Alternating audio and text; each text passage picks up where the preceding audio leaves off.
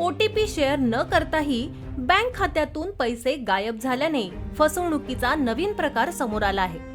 वाळूज महानगर येथील एका लघु उद्योजकाच्या बँक खात्यातील 24,434 रुपये ऑनलाईन पद्धतीने काढून घेण्यात आल्याचा प्रकार घडला आहे। नरेंद्र सिंग यादव राहणार पंढरपूर यांचं वाळूंज MIDC परिसरात SBI बँकेत खातं आहे। 1.5 महिन्यांपूर्वी 9 जानेवारी रोजी यादव यांना बँक खात्यातून 3,98,765 रुपये ऑनलाईन पद्धतीने काढायचे होते।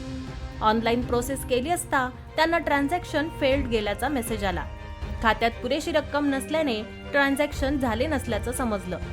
बँकेच्या टोल फ्री क्रमांकावर कॉल केला असता यादव यांना तुमचे ट्रान्झॅक्शन रद्द झाल्याचं सांगण्यात आलं, पण त्यानंतर काही वेळात त्यांच्या खात्यातून 24,434 रुपये कपात झाल्याचं कळलं।